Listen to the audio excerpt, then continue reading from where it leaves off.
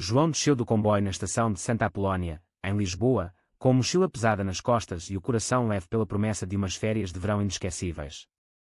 Tinha 20 anos, estudante de engenharia na Universidade do Porto, e Miguel, o seu melhor amigo desde o secundário, esperavam no cais com um sorriso largo.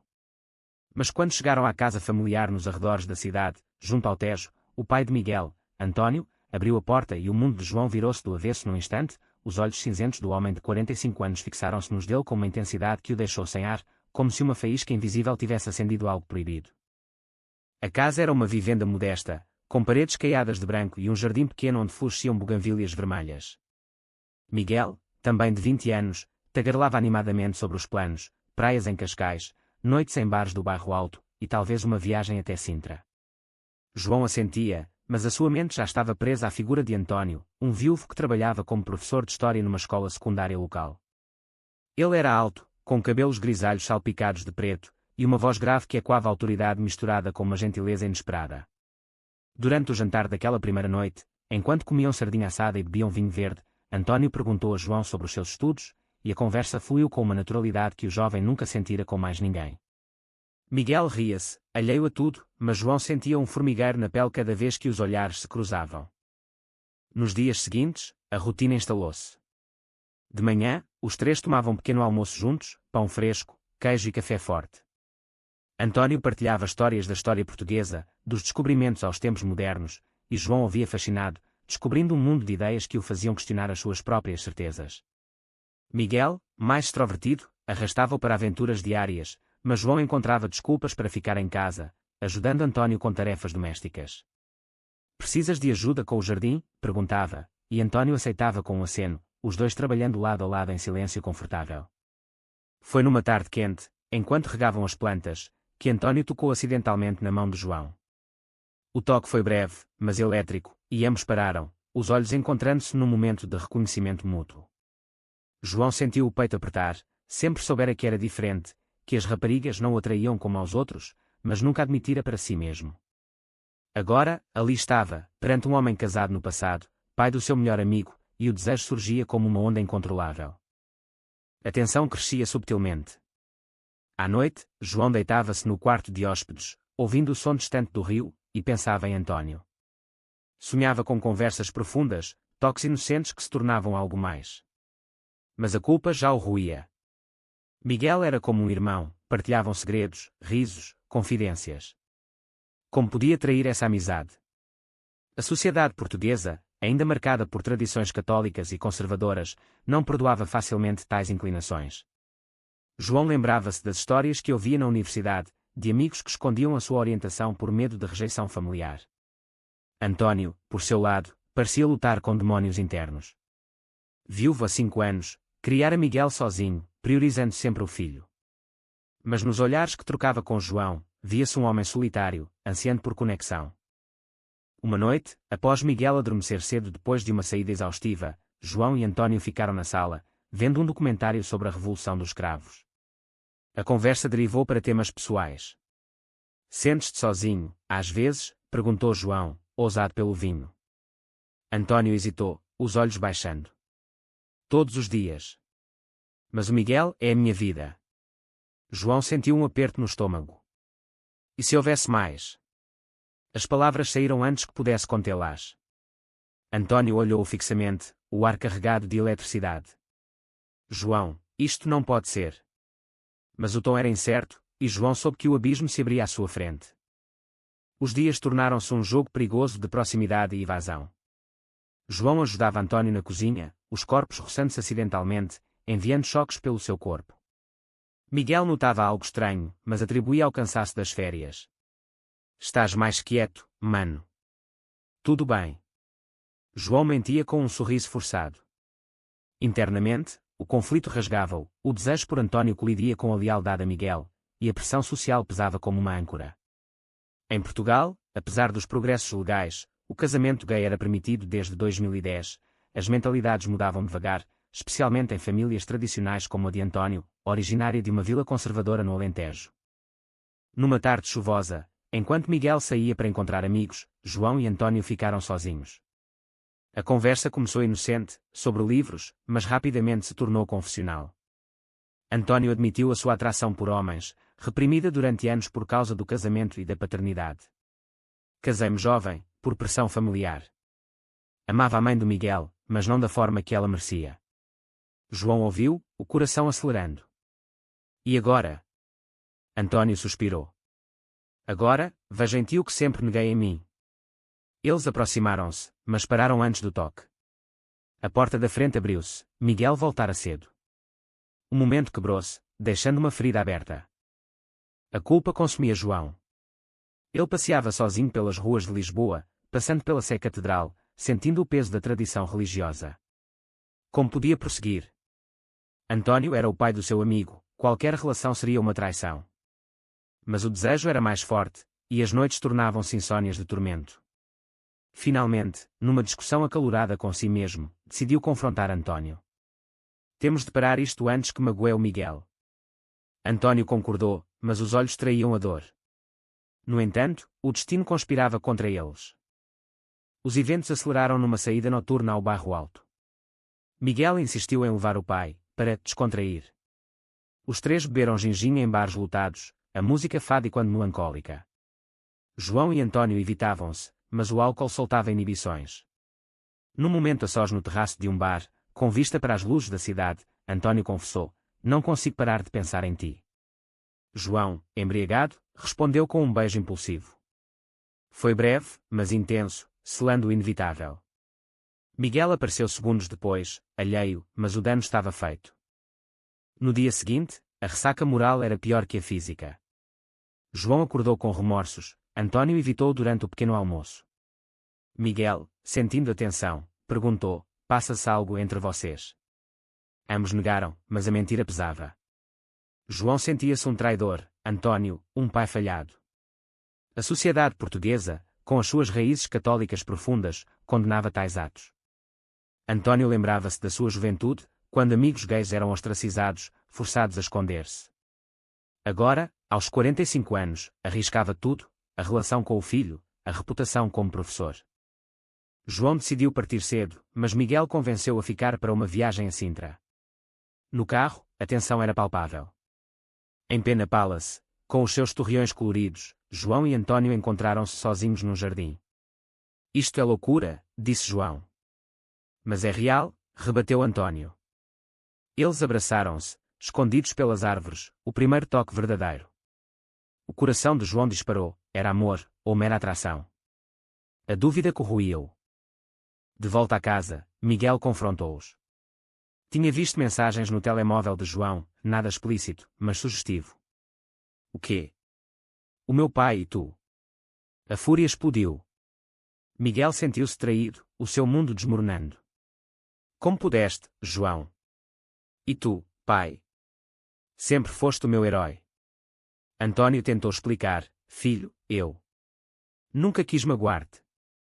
Mas Miguel saiu porta fora, deixando-os em silêncio devastador. João e António enfrentaram a realidade. Temos de escolher, disse António. Ou paramos, ou assumimos as consequências. João, dilacerado, pensou na sua família conservadora no Porto, que esperava que ele casasse e tivesse filhos. A pressão social era imensa, em Portugal, apesar da tolerância crescente nas cidades, as vilas rurais ainda julgavam duramente. António arriscava perder o emprego, se o escândalo se espalhasse. Dias de angústia seguiram-se. Miguel isolou-se, recusando falar. João tentou reconciliação: Miguel, a nossa amizade é a mais importante. Mas Miguel rebateu: amizade? Traíste-me com o meu próprio pai. A dor era crua, expondo maltanéticos. Era certo perseguir o amor à custa da família. João questionava-se, noite sem claro, caminhando pelas margens do Tejo. António, por seu lado, revivia o passado. O casamento com a mãe de Miguel fora um compromisso, escondendo a sua verdadeira orientação por medo de rejeição. Agora, com João, sentia-se vivo pela primeira vez, mas o preço era alto. Vale a pena? Perguntava-se, olhando fotos antigas da família. Uma reunião familiar improvisada ocorreu. Miguel, ainda magoado, exigiu explicações. Pai, és gay. Desde quando? António admitiu: sempre soube, mas reprimi por ti, pela sociedade. Miguel chorou, sentindo-se enganado. E eu? Onde fico nisto? João interveio. Miguel, amo o teu pai, mas amo-te como irmão. Escolhe-nos perdoar. Mas Miguel saiu novamente, deixando a dúvida no ar. A tensão culminou numa discussão acesa. António defendeu: o amor não escolhe idades ou contextos. João concordou, mas a culpa persistia. Eles decidiram dar espaço a Miguel, mas o jovem planeava algo: confrontar a família alargada, expondo tudo. Miguel, consumido pela raiva, contactou os avós paternos no Alentejo, uma família tradicional católica. O pai está envolvido com o meu amigo João. Os avós, chocados, exigiram uma visita. António, sabendo do risco, viajou com João e Miguel para a vila rural, onde o ar cheirava a cortiça e tradição. A casa dos avós era antiga, com cruzes nas paredes e fotos de santos. A reunião foi tensa. O avô, um homem de 70 anos endurecido pelo trabalho na terra, trovejou: isto é contra Deus e a natureza. António, envergonhas a família. A avó chorava, rezando o terço. Miguel, dividido, defendia o pai mas condenava a relação. Não é só ser gay, é com o meu melhor amigo. João sentia-se um intruso, o peso dos olhares julgadores esmagando-o. Em Portugal rural, a aceitação era rara, histórias de suicídios por rejeição ecoavam na sua mente. António defendeu-se: pai, vivi uma mentira por anos. Agora, encontrei alguém que me compreende. Mas o avô rebateu: e o teu filho? Sacrificas tudo por um capricho. João interveio: não é capricho. É amor. As palavras soaram vazias no ar carregado de preconceito. A noite foi de tormento. João e António dormiram em quartos separados, mas sussurraram planos no escuro. Temos de lutar, disse António. Mas Miguel ouviu, sentindo-se ainda mais traído. No dia seguinte, uma discussão explodiu no pequeno almoço. Miguel gritou: escolhe, pai, eu ou ele. António, lágrimas nos olhos, respondeu: não posso escolher. Amo-vos aos dois. Miguel partiu para Lisboa sozinho, deixando-os para trás. De volta à capital, a crise aprofundou-se. António enfrentou rumores na escola: um colega ouvira algo. Se for verdade, podes perder o emprego, avisou. A pressão social era implacável. Em Portugal, apesar das leis progressistas, o estigma persistia em instituições conservadoras. João, por seu lado, contactou a sua família. A mãe, devota católica, reagiu mal: João, isso é pecado. Volta para casa e reza. O pai, mais pragmático, preocupava-se com o futuro: pensa na tua carreira. A sociedade não perdoa. João sentiu o isolamento crescer, questionando se o amor valia o exílio familiar. Mas momentos de ternura entre João e António ofereciam consolo. Numa caminhada pelo Parque Eduardo VII, mãos dadas discretamente, partilhavam sonhos. Podíamos viver juntos, longe dos julgamentos, sugeriu António. João anuía, mas a realidade batia à porta. Miguel, em Lisboa, procurava conselho num grupo de apoio LGBTQ. Lá, ouvia histórias semelhantes, famílias divididas, mas também reconciliações. Lentamente, a raiva dava lugar à compreensão. O meu pai sofreu tanto, pensou. Mas a traição com João doía profundamente. Uma chamada inesperada: Miguel queria falar. Encontraram-se num café no Chiado. Pai, João, percebo agora. Mas preciso de tempo. Foi um passo, mas frágil. António abraçou o filho, lágrimas fluindo. João observava, aliviado mas culpado. No entanto, novos conflitos surgiram. Um amigo de Miguel espalhou rumores na universidade, e João enfrentou bullying. Traíste o teu amigo pelo pai dele. Que nojo. As palavras feriam, expondo o preconceito latente. João debatia internamente: desistir ou persistir. António, determinado, propôs: assumamos publicamente. Mostremos que o amor vence. Mas João hesitava, temendo mais perdas. A decisão veio num momento de crise. António foi chamado à direção da escola, rumores chegavam aos pais dos alunos. Se for verdade, teremos de agir, disse o diretor.